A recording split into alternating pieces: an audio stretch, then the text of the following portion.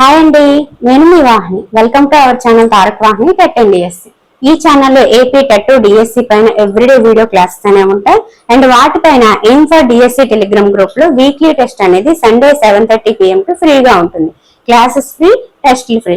ఇంకా ఏమైనా ఛానల్ ని సబ్స్క్రైబ్ చేసుకోకపోతే వెంటనే మన పాత క్లాసెస్ అన్ని కూడా ప్లేలిస్ట్ లో ఉంటాయి, చూసి మీకు నచ్చితే సబ్స్క్రైబ్ చేసుకోండి ఫ్రెండ్స్. అండ్ ప్లేలిస్ట్ ఎలా చూడాలి అంటే, మీరు ఇప్పుడు వీడియో చూస్తున్నారు కదా, వీడియో కింద నేమ్ ఉంటుంది Tarak Vahini TET and DS అని, పక్కన సర్కిల్లో డిపి ఉంటది కదా, డిపి మీద మీరు క్లిక్ చేశారంటే మన ఛానల్ ఓపెన్ అవుతుందండి. ఓపెన్ అయిన తర్వాత కింద హోమ్, వీడియో, షార్ట్స్, ప్లేలిస్ట్ అని ఉంటది. ఆ ప్లేలిస్ట్ మీద మీరు క్లిక్ చేస్తే మన ఛానల్లో పెట్టిన ఇంతకు ముందు వీడియోస్ అన్ని సబ్జెక్ట్ వైజ్ సపరేట్ గా ప్రతిదీ కూడా psychology, pi, GK, current affair, method, content content సంబంధించి ప్రతి సబ్జెక్ట్, ఈవీఎస్ వేరేగా, తర్వాత ఇంగ్లీష్ వేరేగా, classes wise, topic wise, maths వేరేగా, అలా ప్రతి దానికి కూడా సపరేట్ గా ప్లేలిస్ట్ అనేవి పెట్టాను. ఆ ప్లేలిస్ట్ లో మీరు సబ్జెక్ట్ వైజ్ పాత వీడియోస్ అన్ని కూడా మీరు చూసి మీకు నచ్చితే సబ్స్క్రైబ్ చేసుకోండి. ఓకేనా? ఇప్పటి వరకు మనం చాలా క్లాసెస్ అనేవి చెప్పేసుకున్నాము. ఇప్పటి వరకు మనము 7th క్లాస్ లో 1 and 2 చాప్టర్స్ అనేవి పర్ఫెక్ట్ గా కంప్లీట్ చేసుకున్నాం. టెక్స్చువల్ గ్రామర్ కావచ్చు, గ్లాసరీ కావచ్చు, అన్ని కూడా క్లియర్ గా ఎక్స్ప్లెయిన్ చేసుకున్నాం ఆథర్స్ తో సహా. ఈ రోజు ఈ వీడియోలో మనం 3rd and 4th చాప్టర్స్ లో ఉన్న టెక్స్చువల్ గ్రామర్, గ్లాసరీ అంతా కూడా చెప్పేసుకున్నాం. సో 3rd చాప్టర్ వచ్చేసి గోపాల్ అండ్ హిల్సా ఫిష్ అన్నమాట. ఇక్కడ మనకి ఎటువంటి గ్లాసరీ కూడా ఈ చాప్టర్ లో అయితే ఇవ్వలేదు, మీరు గమనించవచ్చు. ఓకేనా? 4th chapter the ashes that made trees Bloom. ఇందులో ఉన్న గ్లాసరీ ఏంటో చూద్దాము. ఇక్కడైతే గ్లాసరీ ఇచ్చాడు మనకి. డైమోయిస్ అంటే in 19th century Japan wealthy land owners, బాగా ధనాన్ని కలిగి ఉన్న భూస్వాముల్ని జపాన్ లో 19th centuryలో డైమోయిస్ అని అంటారనమాట. స్నగ్ అంటే కంఫర్టబుల్ అండి, సుఖంగా, కంఫర్టబుల్ గా అని చెప్పి అంటుంటా కదా, snug. A being with a soul అంటే like a human child showing emotion, ప్రాణం కలిగిన జీవి అని అర్థం. A being with a soul అంటే వాళ్ళు ప్రాణం ఉన్న చిన్న మానవ జీవి లాగానే చూస్తున్నారు అనమాట, ఒక ఎమోషన్ చూపిస్తున్నారు దాని మీద. ఓకే. సో టర్న్డ్ అప్ అంటే డక్అప్ అండి, తవ్వడం. ఆన్ పర్పస్ అంటే ఇంటెన్షనల్ అంటే ఉద్దేశపూర్వకంగా, నువ్వు ఇంటెన్షన్ తోనే చేశాను, కావాలని చేశాను, ఆ పర్పస్ తోనే చేశాను అంటాం కదా, అంటే ఉద్దేశపూర్వకంగా అని అర్థం అనమాట. నెక్స్ట్ గ్లీమ్డ్ అంటే మెరవడం అండి, షోన్, గ్లిటర్డ్ అని దాని సినోనిమ్స్ అనమాట. మెరిసింది అని అర్థం గ్లీమ్డ్ అంటే. కాక్స్డ్ అంటే పర్స్యూడెడ్ అండి, ఎంటిస్డ్ అనమాట, మభ్య పెట్టడం, నచ్చి చెప్పడం అనే మీనింగ్ వస్తుంది. కాక్స్డ్ అంటే పర్స్యూడెడ్. డైంటీస్ అంటే టేస్టీ ఫుడ్ అండి, రుచికరమైన ఆహారం అని అర్థం. నెక్స్ట్ కోవిటస్ అంటే గ్రీడీ, అత్యాస అని. క్రోన్ అంటే ఓల్డ్ ఉమెన్ అండి, ఓల్డ్ మ్యాన్స్ వైఫ్, ముసలి అతని భార్యని క్రోన్ అని అంటాం అనమాట, ముసలామని. ఫ్లంగ్ అంటే త్రూ అండి, విసిరిన వేసిన అని అర్థం ఫ్లంగ్. కార్కాస్ అంటే డెడ్ బాడీ అండి, మృతదేహం. మోటార్ అంటే బౌల్ అండి, అంటే పాత్ర, చిన్న గిన్నె అని అర్థం. పౌండింగ్ అంటే క్రషింగ్ లేదా గ్రైండింగ్, నలపడం, కొట్టడం అని మీనింగ్ వస్తుంది అనమాట, పౌండింగ్. స్టింగి అంటే మిజర్లీ అండి, అంటే పిసినారిగా ఉండడం, లోబిగా ఉండడం అని మీనింగ్ అనమాట. విదర్డ్ అంటే బేర్ అండ్ డ్రై, ఎండిపోవడం, వాడిపోవడం అనే మీనింగ్ వస్తుంది. Okay. Next turned up their noses అంటే ట్రీటెడ్ హిమ్ విత్ కాంటెంప్ట్, అంటే తిరస్కరించడం, ముక్కు తిప్పారు, ధిక్కరించారు అతన్ని అని చెప్పి అంటాం కదా, అది టర్న్డ్ అప్ దేర్ నోసెస్ అనమాట. మనం ఏదైనా చెప్తే వాళ్ళకి నచ్చలేదు అనుకోండి, చాలా మంది ముక్కు తిప్పేస్తూ ఉంటారు, చూడండి, మొహం తిప్పేస్తూ ఉంటారు. సో దాన్ని టర్న్డ్ అప్ దేర్ నోసెస్ అని అంటాం అనమాట, తిరస్కరించడానికి. ఓకే. ట్రైన్ అంటే మనం అనుకునే ట్రైనేనండి, కానీ ఇక్కడ వీడేం ఇచ్చాడు, పారాగ్రాఫ్ సంబంధించి ప్రొసెషన్ అని ఇచ్చాడు, అంటే పరివారము, ఊరేగింపు అని మీనింగ్ అనమాట. ప్రొస్ట్రేట్ అంటే laying on the ground face downward, సాష్టాంగ నమస్కారం అండి ప్రొస్ట్రేట్ అంటే. పాలెంక్విన్ అంటే రాయల్ వ్యాన్ లేదా కార్ట్, పల్లకి అనమాట, రాయల్ వ్యాన్. గ్లీఫుల్లీ అంటే హ్యాపీలీ అండి, అంటే ఉల్లాసంగా అని.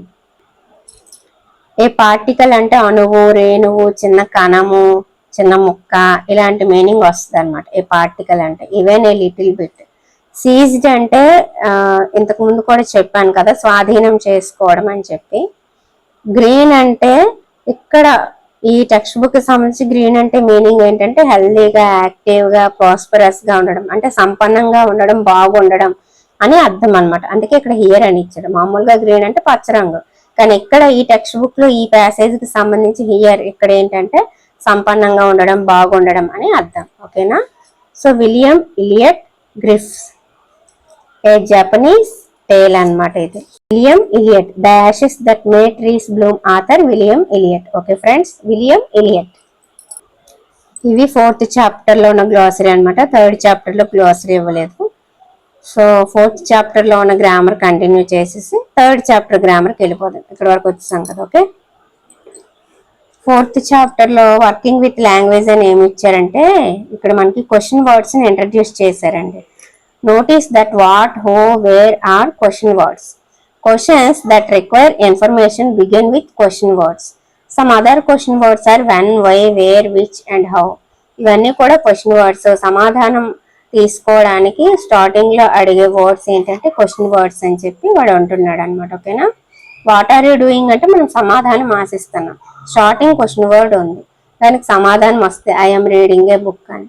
హూ వ్రోట్ ఇట్, ఎవరు రాశారంటే Ruskin bond. Where did you find it, ఎక్కడ నీకు అది దొరికింది అంటే ఇన్ ద లైబ్రరీ. ఓకేనా? ఇది క్వశ్చన్ వర్డ్స్ అనమాట. ఇక్కడ మరికొన్ని క్వశ్చన్స్ మనకి ఇచ్చారు క్వశ్చన్ వర్డ్స్ కోసము. మీకు అందరికీ తెలుసు కదా, WH వర్డ్స్ అన్ని క్వశ్చన్ వర్డ్స్. అందులో హౌ ఒకటి వేరేగా ఉంటుంది అనమాట. ఓకేనా? మీ అందరికీ తెలిసిందే question words. Okay, what, who, which, where, when, why, how, whose ఇవన్నీ కూడా క్వశ్చన్ వర్డ్స్. ఓకే, ఇక్కడ ఏమి ఇచ్చాడంటే write appropriate question words in the blank spaces in the following dialogue. ఇక్కడ ఆన్సర్ ని బట్టి అక్కడ క్వశ్చన్ వర్డ్ ఏది పెట్టాలో డిసైడ్ అయి పెట్టమన్నారు. So dash did you get this book అంటే ఎస్టర్డే మార్నింగ్. ఎస్టర్డే మార్నింగ్ అంటే ఎప్పుడు తీసుకున్నావు అని అడగాలి కదా. So when did you get this book. Next dash is your sister crying అంటే because she has lost her doll. ఎందుకు ఏడుస్తుంది అని అడిగాడు కాబట్టి ఎందుకు ఏడుస్తుందో చెప్పాడు. So why is your sister crying. Next whose room is this, yours or hers. ఎవరిది రూము అని అడుగుతున్నాడు. ఇట్స్ అవర్స్ అని చెప్పాడు. Dash do you go to school అంటే we walk to school, it is near by, దగ్గరలోనే ఉంది, నడుచుకొని వెళ్ళిపోతామని చెప్తున్నాడు. అంటే ఎలా అడగాలి, ఎలా వెళ్తున్నావు స్కూల్కి అని అడగాలి. సో ఎలా అనే దానికి క్వశ్చన్ వర్డ్ ఏంటి హౌ కదా. How do you go to school. ఓకేనా? ఫిల్ చేస్తాము. నెక్స్ట్ మళ్ళీ ఇచ్చాడు క్వశ్చన్ వర్డ్స్ కి సంబంధించి ఫిల్ చేయమని ఇచ్చాడు. ఇక్కడ how, what, when, where, which వీటి ఆధారంగా ఇవి ఫిల్ చేయమన్నాడు. ఓకేనా? సో చేసేద్దాము. My friend lost his chemistry book. ఆ ఫ్రెండ్ యొక్క కెమిస్ట్రీ బుక్ పోయింది. Now he doesn't know what to do and where to look for it. ఎక్కడ ఎతకాలో ఏం చేయాలో తనకు తెలియట్లేదంట. There are so many toys in the shops. ఆ షాప్ లో చాలా టాయ్స్ ఉన్నాయి. నేనా can't decide dash one to buy. ఏమి తీసుకోవాలో డిసైడ్ చేసుకోలేకపోతుంది అంటే ఇక్కడ వాట్ వన్ టు బై అని అనకూడదు, విచ్ వన్ టు బై. అక్కడ ఉన్న వాటిలో ఏది తీసుకోవాలో తెలియట్లేదు అని which one to buy. Okay, next you don't know the way to my school, ask the police man dash to get there. ఆ స్కూల్కి ఎలా వెళ్ళాలి వే తెలియట్లేదంట, పోలీస్ మ్యాన్ కి అడుగుతున్నాడు హౌ టు గెట్ దేర్, ఎలా వెళ్ళాలి అక్కడికని. You should decide soon dash to start building your house. నువ్వు డిసైడ్ అవ్వాలి ఇల్లు ఎప్పుడు కట్టాలో. ఎప్పుడు అంటే when to start your house building. Do you know dash to ride a bicycle. ఏం అడుగుతాము, నీకు తెలుసా ఎలా బైసైకిల్ ని నడపాలో. So how to ride bicycle. I don't remember how and when I learn it. నేను ఎప్పుడు నేర్చుకున్నాను, ఎలా నడపాలో కూడా నాకు గుర్తులేదు అని అంటున్నాడు. Next you should know dash to talk and dash to keep your mouth shut. The teacher advised అని. టీచరు అనిల్కి అడ్వైజ్ చేసింది అనమాట. నీకు తెలియాలరా ఎప్పుడు మాట్లాడాలో ఎప్పుడు నోరు మూసుకొని ఉండాలో అని చెప్పి టీచరు అనిల్కి అడ్వైజ్ చేసింది అనమాట. సో వెన్ ఎప్పుడు. ఓకే, ఇది కూడా మనం ఫిల్ చేస్తాము. నెక్స్ట్ ఏమి ఇచ్చారు చూద్దాం. ఇక్కడ add in or in to each of the following words and use them in place of the italicized words in the sentences given below. ఇక్కడ ఏవైతే సెంటెన్స్ లో మనకి ఎటాలిక్ గా ఉన్నాయో ఆ వర్డ్ ని తీసేసి వీటిల్లో ఏదో ఒక వర్డ్ ఇమ్ము గాని ఇన్ను గాని యాడ్ చేసి పెట్టాలంట. దానికి సరిపడేలాగా మీనింగ్ మారకుండా ఉండాలి. సో చూద్దాము. The project appears very difficult at first sight, but it can be completed if you work very hard. First చూడగానే ప్రాజెక్ట్ చాలా కష్టమని అనిపించింది, కానీ కొద్దిగా ప్రయత్నిస్తే, కొద్దిగా కష్టపడితే అది కంప్లీట్ అయిపోతుంది అని చెప్తున్నాడు అనమాట ఇక్కడ సెంటెన్స్ మీనింగ్. సో ఇక్కడ డిఫికల్ట్ దగ్గర, very difficult at first sight దగ్గర ఏం వాడతాం? వీటన్నిటిలోకి మనకి పాసిబుల్ సూటబుల్ అనమాట. సో పాసిబుల్ కి ఇమ్ వస్తుందా ఎన్ని వస్తుంది అంటే ఇమ్ వస్తుంది. ఇంపాసిబుల్ ఫస్ట్ చూడగానే చెయ్యలేనేమో అనిపించింది, సో ఇంపాసిబుల్. డిఫికల్ట్ తీసేసి ఇంపాసిబుల్ పెట్టాను. Next, he lacks competence, that's why he can't keep any job for more than a year. అతనికి సామర్థ్యం లేకపోవడం వల్ల అతను ఏ జాబ్ లోనూ ఉండలేకపోతున్నాడు సంవత్సరం కంటే అనేది ఆ సెంటెన్స్ యొక్క మీనింగ్. సో ఇక్కడ కాంపిటెన్స్ అనేది తీసేసి ఏం యాడ్ చేయొచ్చు? కాంపిటెంట్ యాడ్ చేయొచ్చు. దీనికి ఇమ్ము పెడతారా ఇన్ పెడతారా అంటే ఇన్ పెడతారు. ఇన్కాంపిటెంట్, ఇన్కాంపిటెంట్ అనేది ఇక్కడ correct. Next, don't lose patience, your letter will come one day, the post man told me. Post man నాకు చెప్పాడు, నువ్వు ఆశ వదులుకోవద్దు, ఆ లెటర్ ఖచ్చితంగా ఏదో ఒక రోజు వస్తుంది అని చెప్పి. So don't lose patience. ఇక్కడ లూజ్ పేషెన్స్ దగ్గర మనం ఏం పెట్టొచ్చు? ఇక్కడ ఆల్రెడీ మనకి పేషెంట్ అని ఇచ్చా, అక్కడ ఇమ్ము పెట్టొచ్చు ఇన్ పెట్టొచ్చు అంటే ఇమ్మే పెట్టాలన్నమాట, ఇంపేషెన్స్ అని. సో డోంట్ ఇంపేషెన్స్, అసహనంగా ఉండొద్దు అని. Next, that's not a proper remark to make under the circumstances. అది ప్రాపర్ రిమార్క్ ఏమి కాదు అని చెప్పి అంటున్నాడు. సో ఇక్కడ ప్రాపర్ కి ఏమొస్తుంది? ఇమ్ వస్తుందా ఎన్ని వస్తుందా అంటే ఇమ్ వస్తుంది, ఇంప్రాపర్ అని వస్తుంది. Next, he appears to be without sensitivity, in fact he is very emotional. He appears to be without sensitivity, అతను అలా కనిపించేసరికి అతను చాలా ఎమోషనల్ నిజానికి అని చెప్పి అంటున్నాడు అనమాట. సో ఇక్కడ వితౌట్ సెన్సిటివిటీ అనే దగ్గర మనం సెన్సిటివిటీ దగ్గర ఏం రాయొచ్చు? ఈ సెన్సిటివ్ ఉంది, ఇమ్ పెడతామా ఇన్ పెడతామా అంటే ఇన్ పెడతాం, ఇన్సెన్సిటివ్ అని రాయాలి. ఓకేనా? He appears to be insensitive అని రాయాలి. ఓకే. వెరీ డిఫికల్ట్ దగ్గర ఇంపాసిబుల్, ల్యాక్స్ కాంపిటెన్స్ దగ్గర ఇన్కాంపిటెంట్, లూజ్ పేషెన్స్ దగ్గర ఇంపేషెన్స్, నాట్ ఏ ప్రాపర్ దగ్గర ఇంప్రాపర్, వితౌట్ సెన్సిటివిటీ దగ్గర insensitive. Okay. Next, read the following sentences. It was a cold morning and stars still glowed in the sky. An old man was walking along the road. The words in italics are articles. A and an are indefinite articles and the is the definite article. A an అనేవి మనకి articles మూడండి. A an the. నేను already articles మీద class చెప్పాను, ఆ class అనేది నేను Telegram లో మీకు పెడతాను. ఇది చూసేటప్పుడు అది కూడా చూసేసారంటే ఆర్టికల్స్ మీద మీకు కంప్లీట్ ఇన్ఫర్మేషన్ అనేది తెలిసిపోద్ది అనమాట. ఓకేనా? ఇక్కడైతే సింపుల్ గా చెప్పేస్తున్నాను. ఏ యాన్ అనేవి ఇండెఫినెట్ ఆర్టికల్స్ అండి, పర్టికులర్ గా మనకేమీ తెలియజేయవు. దా అనేది డెఫినెట్ ఆర్టికల్ అనమాట. ఎవరో ఒక అబ్బాయి, ఎవరో ఒక అమ్మాయి, ఎవరో ఒక అంకుల్ అని చెప్తే ఏ యాన్ వాడతాం. ఆ అబ్బాయే, ఆ అంకులే, ఆ అమ్మాయే అని చెప్తే దా అనేది వాడతాం. ఇప్పుడు మీకు అర్థమైంది కదా? అలాగే సింగులర్ కౌంటబుల్ నౌన్ వచ్చి వొవెల్ సౌండ్ వస్తే యాన్ వాడతాము, కాన్సనెంట్ సౌండ్ వస్తే ఏ వాడతాము. ఓకేనా? ఒక సెంటెన్స్ లో రెండు బ్లాంక్లు వచ్చినప్పుడు ఫస్ట్ ఏ గాని యాన్ గాని వాడితే ఖచ్చితంగా రెండో బ్లాంక్ లో దా వాడాలి. ఓకే, సేమ్ వర్డ్ వచ్చినప్పుడు. ఓకేనా? ఇప్పుడు చూద్దాము. ఎవరో ఒక అని చెప్పేటప్పుడు ఏ గాని యాన్ గాని వాడతాం, మళ్ళీ వాళ్ళ గురించే చెప్పేటప్పుడు దా వాడతాం. అలా రెండు బ్లాంక్స్ అనేవి ఒకే సెంటెన్స్ లో వచ్చినప్పుడు వాడడం జరుగుతుంది. ఓకే ఫ్రెండ్స్, ఇదన్నమాట సింపుల్ గా ఏ యాన్ దా కోసము. మీకు ఇంకా క్లియర్ గా కావాలంటే ఆర్టికల్స్ మీద సపరేట్ గా చిన్న క్లాస్ అయితే ఉంది, అది చూసేయండి, టెలిగ్రామ్ లో పెడతాను. ఓకేనా? ఇప్పుడైతే మనము ఈ ఎగ్జాంపుల్స్ అలాగే బ్లాంక్స్ అనేవి ఫిల్ చేసేద్దాం. ఇక్కడ a boy, a mango, a university, an actor, an apple, an hour. ఇక్కడ మీకు ఒక డౌట్ రావాలి, madam an is used before a word that begins with a vowel అన్నారు. ఇక్కడ వొవెలే, ఏఈఐఓయు వొవెల్స్ కదా, మరి యు అంటే వొవెల్ కదా, మరి యు ముందు ఎందుకు ఏ వచ్చింది అనే డౌట్ మీకు రావచ్చు. నేను చెప్పాను అంటే వొవెల్ సౌండ్ రావాలి అని చెప్పాను. మనకి తెలుగులో ఆ నుంచి ఆ వరకు ఏంటి అచ్చులు, సో వాటిని వొవెల్స్ గా తీసుకున్నారు అనుకోండి, మనకి వాడు ఏమన్నాడో ఇక్కడ బిగిన్స్ విత్ ఏ వొవెల్ అని ఇచ్చేసాడు కానీ వాడు యాక్చువల్గా ఏమి ఇవ్వాలి అంటే వొవెల్ సౌండ్ అని ఇవ్వాలి, అప్పుడే కరెక్ట్ అన్నమాట. సో ఎందుకంటే చాలా మంది కన్ఫ్యూజ్ అయిపోతారండి. ఇక్కడ స్టార్టింగ్ వొవెల్ ఉంటే ఇంక అక్కడ యాన్ పెట్టేస్తారు, అలా పెట్టకూడదండి. మీకు ఏఈఐఓయు ఆ సౌండ్స్ కానీ తెలియకపోతే మీరు ఫస్ట్ ఏం చేయాలంటే తెలుగులో అచ్చులు తీసుకోండి. సో వాటిని తెలుగులో రాసేటప్పుడు అక్కడ అచ్చు వస్తుందా హల్లు వస్తుందా చూడండి. అచ్చు వచ్చింది అంటే అక్కడ యాన్ పెట్టియండి, హల్లు వచ్చింది అంటే అక్కడ ఏ పెట్టండి.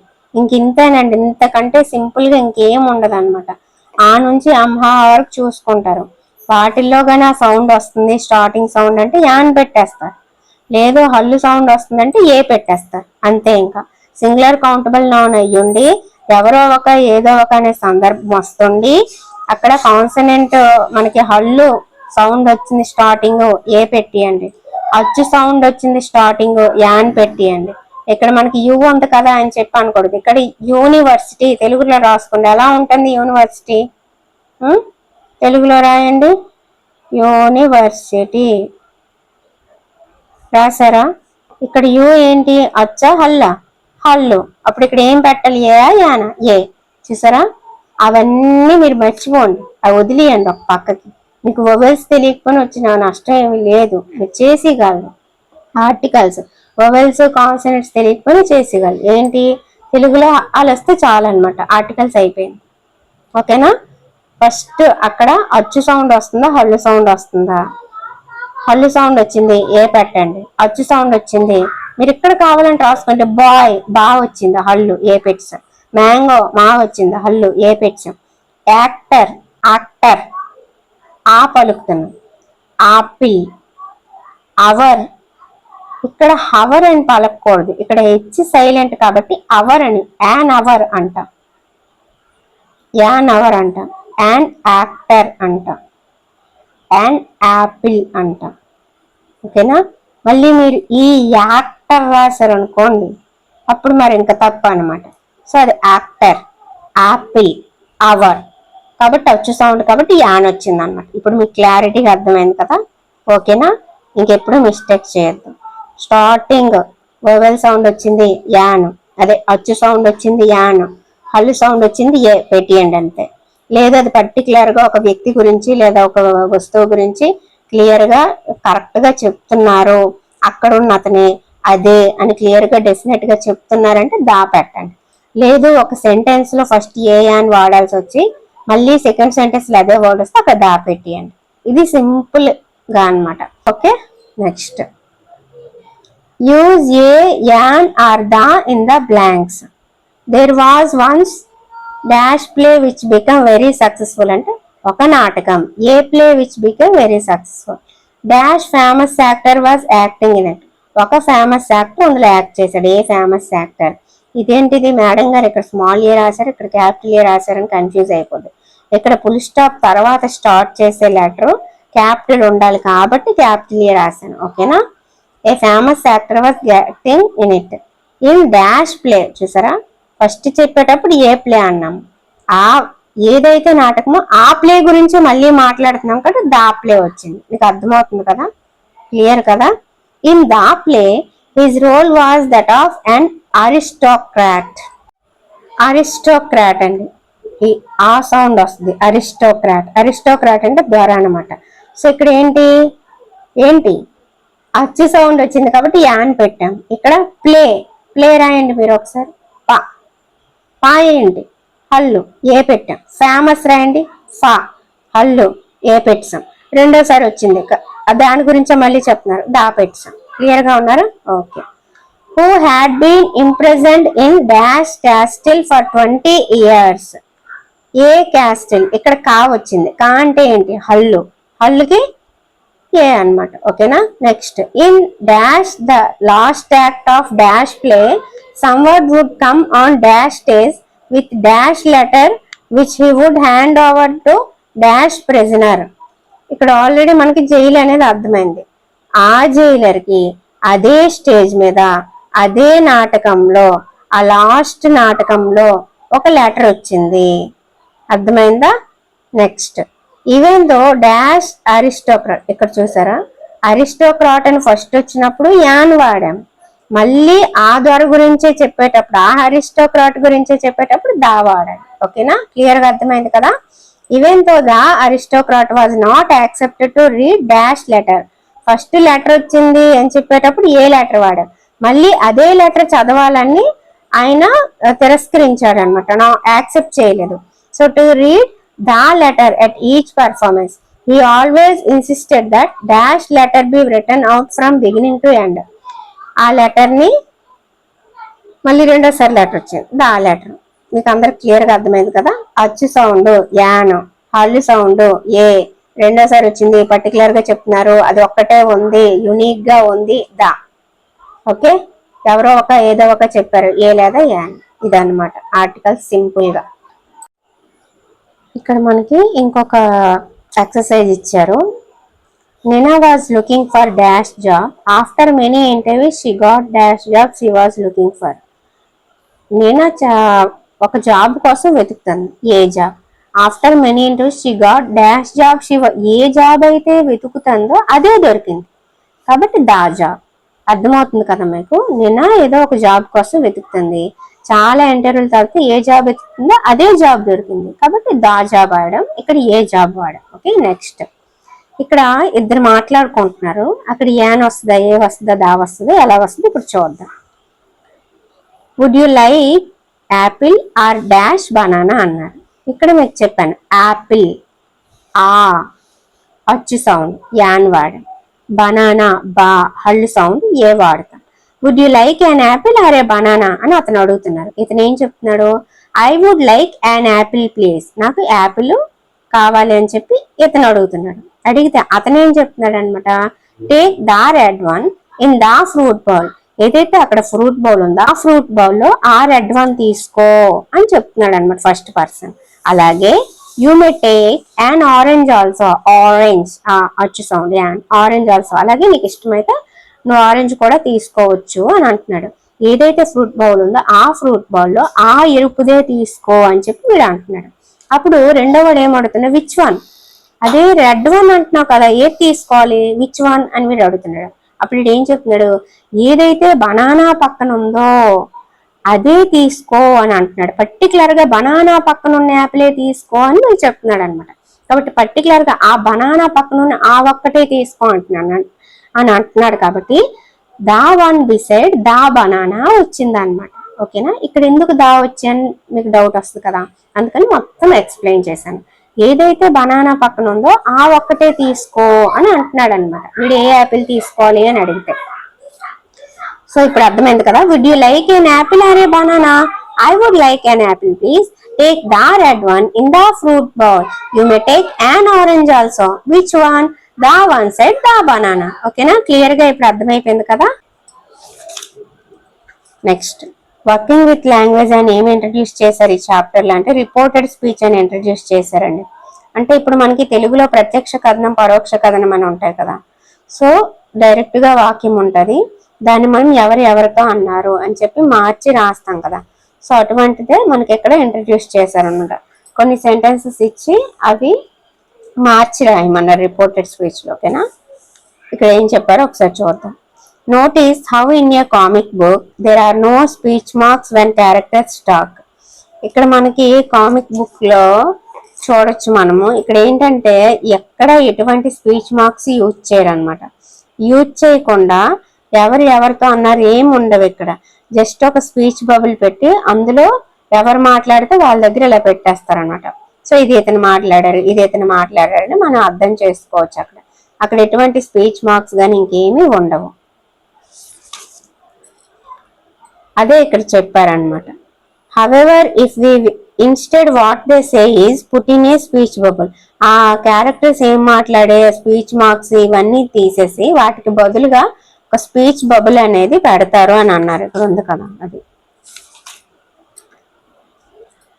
However if we wish to repeat or report what they say, మనం అనుకున్నాం అనుకో దాన్ని రిపీట్ చేయాలి లేదా రిపోర్ట్ చేయాలి, ఎవరు చెప్పారనేది రిపోర్ట్ చేయాలి అని అనుకుంటే we must put it into reported speech, దాన్ని ఇండైరెక్ట్ స్పీచ్ అని అంటాము. ఎవరితో అన్నారు, ఎవరితో ఏం జరిగింది ఇలాంటివి మనం అనాలి, పరోక్ష కథనంలో చెప్పాలి అంటే దాన్ని రిపోర్టెడ్ స్పీచ్ లోకి కన్వర్ట్ చేసుకోవాలి అని ఇక్కడ చెప్తున్నారు అనమాట. So change the following sentences in the story to reported speech. The first one has been done for you. ఒకటి మనకి ఇచ్చారండి ఇక్కడ. How much did you pay for that హెల్సా. ఇది ఎవరితో ఎవరు అన్నారు అనేది మనము డైరెక్ట్ ఆ సెంటెన్స్ ని రిపోర్టెడ్ స్పీచ్ లోకి మార్చి చెప్తాం. ఇక్కడ మనకి ఇచ్చిన లెసన్ ని బట్టి the women asked the man how much he had paid for that hilsa. ఆ అమ్మాయి అతన్ని అడిగిందంట ఎంత పే చేసావు ఈ హిల్సా ఫిష్ కి అని చెప్పి మార్చాడు రిపోర్టెడ్ స్పీచ్ లో. Next why is your face half shaven. ఇది ఎవరెవరితో అన్నారు? గోపాల్ వైఫ్ ఏమో గోపాల్ని అడిగింది అనమాట. Gopal's wife asked him why his face was half shaven. ఎందుకు సగమే చేసుకున్నారు అని చెప్పి గోపాల్ వైఫ్ గోపాల్ని అడిగింది. సో ఇక్కడ సెంటెన్స్ ని మనం రిపోర్టెడ్ స్పీచ్ లోకి కన్వర్ట్ చేసాం అనమాట, పరోక్ష కథనంలోకి. ఎవరితో అన్నారు అని. ఓకేనా, అర్థమవుతుంది కదా. Next I accept the challenge your majesty. ఇది ఎవరెవరితో అన్నారంట? గోపాల్ కింగ్ తో అన్నాడంట. Gopal told the king that he accepted the challenge. I accept the challenge అని ఎవరన్నారు? గోపాల్. కాబట్టి ఇక్కడ పరోక్ష కథనం హీ యాక్సెప్టెడ్ ద ఛాలెంజ్ అని వస్తుంది అనమాట. ఓకేనా. నెక్స్ట్ ఇక్కడ వై ఈజ్ యువర్ ఫేస్ అని ఉంది, వై హిజ్ ఫేస్ అని మార్చాలి, గోపాల్ కదా. Next I want to see the king. Gopal told the guards. ఎవరితో చెప్పాడు గోపాలు? గాడ్లతో చెప్పాడు. ఏం చెప్పాడు? That he wanted to see the king. తనకి రాజును చూడాలి అని గోపాల్ గాడ్స్ తో అన్నాడు. నేను రాజును చూడాలనుకుంటున్నాను అనేది వాక్యం. దాన్ని గోపాల్ గాడ్స్ తో తను రాజును చూడాలనుకుంటున్నాడు అని మార్చాం. అర్థమవుతుంది కదా. Next bring the man to me at once. నన్ను అతని దగ్గరకు ఒకసారి తీసుకెళ్ళండి అనేది సెంటెన్స్. ఎవరెవరితో అన్నారట? The king ordered the guard. King రాజు అనేవాడు గాడ్ని ఆదేశించాడట to bring the man to him at once. ఓకేనా, ఇదన్నమాట. వాక్యాన్ని రిపోర్టెడ్ స్పీచ్ లోకి కన్వర్ట్ చేసి రాయమన్నారు, రాశాను. ఇక్కడైతే మనకి స్పీచ్ ఎలా మార్చాలి, స్పీచ్ అంటే ఏంటి, అందులో ఏది ఎలా మారుతుంది, సెంటెన్స్ మధ్యలో దట్ ఉండాలి, ఇది కొటేషన్ మార్క్, ఇది ఏం మనకి ఇంట్రడ్యూస్ చేయలేదు. జస్ట్ ఆ వాక్యాన్ని ప్రత్యక్ష వాక్యాన్ని పరోక్ష వాక్యంగా రాసి మనకి ఫిల్ చేయమన్నారు. సో అదే నేను ఇక్కడ చేశాను అంటే, ఇంకేమీ ఇక్కడ ఇంట్రడ్యూస్ చేయలేదు స్పీచ్ గురించి, కాబట్టి నేను మీకు చెప్పట్లేదు. ఓకేనా, మనము టాపిక్ వైజ్ గ్రామర్ చెప్పేటప్పుడు స్పీచ్ గురించి క్లియర్ గా ఎక్స్ప్లెయిన్ చేసుకుందాం. Okay, next find out the meaning of the following words by looking them up in the dictionary, then use them in sentence of your own. Challenge, mystic, comical, courtier, smearing. వీటికి meanings రాద్దాం. Challenge అంటే సవాల్ అండి, mystic అంటే నిగూఢమైన రహస్యమైన అని, comical అంటే హాస్యభరితమైన, కోర్టియర్ అంటే సభికుడు, స్మేరింగ్ అంటే పోయడం లేదా లేపనం అని అర్థం. Okay, next complete the following word ladder with the help of the clues given below. ఇక్కడ మనకు కొన్ని క్లూస్ ఇచ్చారు, దాని ఆధారంగా ఈ లేడర్ ని ఫిల్ చేయమన్నారు. అదే ఆన్సర్ ఇక్కడ కూడా రాయాలన్నమాట. చూద్దాము. Mother will be very dash if you don't go to school. Mother నువ్వు స్కూల్కి వెళ్ళకపోతే చాలా ఏమవుతుంది? ఇక్కడ మనకి సి ఇచ్చాడు, ఎస్ ఇచ్చాడు. సి ఇచ్చి ఎస్ ఇచ్చి జనరల్ గా మదర్స్ ఏమవుతారు? కోపం అవుతారు. ఆ కోపం అవడానికి సి వచ్చి ఎస్ వచ్చి ఏ వర్డ్ వస్తుందో ఆలోచించి రాయాలన్నమాట. సో యాంగ్రీకి ఇంకొక యాంగ్రీకి క్రాస్ అని కూడా అనొచ్చు అంట. సో ఇక్కడ క్రాస్ అనేది వస్తుంది. So mother will be very cross if you don't go to school అంటే నువ్వు స్కూల్కి వెళ్ళకపోతే మదర్ చాలా కోపం అవుతుంది అని meaning. Okay, as soon as he caught dash of the teacher Mohan started writing. Sight అంటే ఏంటి? ఆకస్మికంగా చూడడం అనమాట. సో హార్ట్ సైట్ అంటే ఆకస్మికంగా చూడడం. ఏంటి? మోహన్ ఇలా రాస్తుండేటప్పుడు ఒక్కసారిగా టీచర్ని చూశాడనమాట. How do you like my dash kitchen garden big enough for you is it. ఇక్కడ ఏమంటున్నాడు? అది సరిపోతుందా అని చెప్పి అడుగుతున్నాడు అనమాట. నీకు నచ్చిందా, సరిపోతుందా అని అడుగుతున్నాడు. ఎలాంటి కిచెన్? ఇక్కడ మనకి ఏమి ఇచ్చాడు? టీ ఇచ్చాడు, వై ఇచ్చాడు, టైనీకి ఇచ్చాడు. టైనీ అంటే చిన్నది అని. Next my youngest sister is now A dash old అంటే ఇయర్ ఓల్డ్. ఓకేనా, ఇక్కడ వై ఇచ్చాడు, ఆర్ ఇచ్చాడు, ఫిల్ చేశాను. Next standing on the dash he saw children playing on the road. Roof అండి, ఇక్కడ ఆర్ ఇచ్చాడు, ఇక్కడ ఎఫ్ ఇచ్చాడు. రూఫ్ మీద ఉండి కింద పిల్లలు ఆడుకుంటుంటే వాడు చూశాడు అనమాట. Don't make such a dash, nothing will happen. ఇక్కడ మనకి ఎఫ్ ఇచ్చాడు, ఎస్ ఇచ్చాడు. డోంట్ మేక్ సచ్ అంటున్నాడు, రచ్చ చెయ్యొద్దు అని అర్థం. ఫస్ట్ అంటే రచ్చ, హడావిడి అని, హడావిడి చెయ్యొద్దు, ఏం జరిగిపోలేదు ఇక్కడ అని అంటుంటాం కదా. సో ఫస్ట్ అంట. Don't cross the dash till the green lights come on. Green light వచ్చే వరకు కూడా రోడ్ ని క్రాస్ చేయొద్దు అని మీనింగ్ అనమాట. సో ఇక్కడ ఎస్ ఇచ్చాడు, టీ ఇచ్చాడు, స్ట్రీట్ అని ఫిల్ చేశాను. ఓకేనా. Cross, sight, tiny, year, roof, first, street. ఓకేనా, ఫిల్ చేస్తాం కదా, నోట్ చేసుకోండి. ఓకేనా. నెక్స్ట్ థర్డ్ చాప్టర్ లోనే పోయం వచ్చేసి ద షెడ్ అండి. రాసింది ఫ్రాంక్లిన్. ఓకే. సో ఇక్కడతో మనకి ఈ చాప్టర్ అయితే కంప్లీట్ అయిపోయిందండి. సో నెక్స్ట్ వీడియోలో మళ్ళీ మనం కలుసుకుందాం. ఈ వీడియో అయితే మీకు ఉపయోగపడిందని అనుకుంటున్నాను. ఉపయోగపడితే ఒక లైక్ చేయండి. ఓకేనా. Thank you.